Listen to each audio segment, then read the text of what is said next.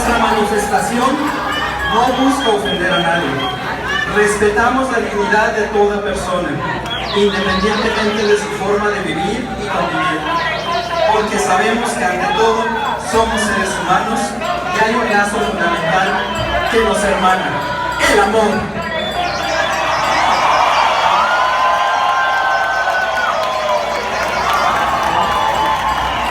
Nos hemos reunido para, en torno a este mensaje, decir: la familia es la célula básica de la sociedad y por lo tanto hay que protegerla.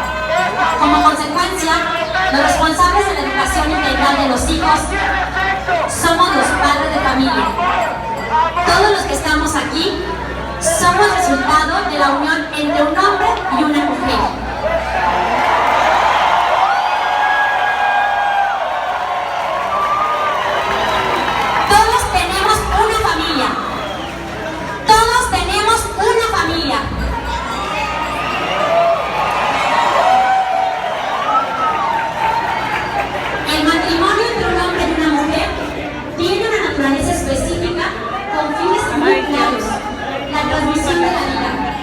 Educación de los hijos, la unidad de los esposos, y en un marco de permanencia, exclusividad, complementariedad sexual y afectiva, que protege a todos los mexicanos, miembros de la familia, especialmente a los más débiles. Como padres de familia, tenemos derecho a educar a nuestros hijos en las convicciones y principios que consideramos mejor para su desarrollo personal, y no que el Estado nos sustituya en dicha tarea. Al estar en favor de la familia, estamos en contra de las iniciativas del Ejecutivo Federal que atacan e intentan imponer la ideología de género. Estas iniciativas buscan redefinir el matrimonio, subordinar la política interior y exterior del país a la agenda de género, así como ideologizar la educación. Señor presidente Peña Nieto, para realmente hacer historia, debería considerar que lo más importante no es lo cual depende del éxito de las demás reformas estructurales, es fortalecer a la familia mexicana, no atacarla.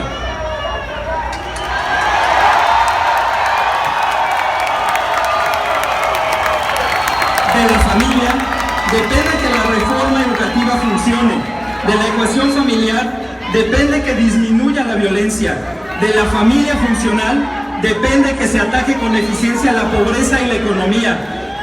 El futuro de México pasa por el futuro de la familia.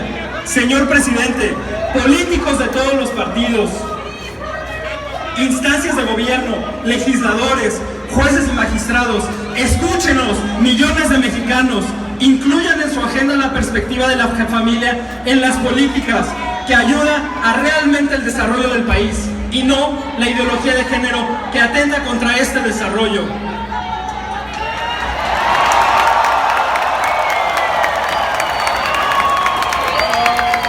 ¿Quién ha tenido momentos de soledad en los que abrazo de padre nos diera fuerza?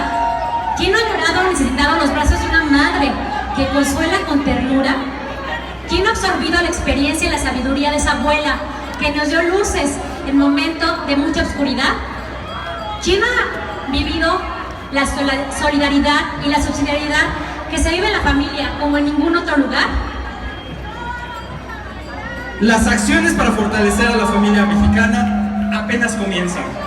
Los invitamos a seguir velando por la familia desde estas 3 acciones.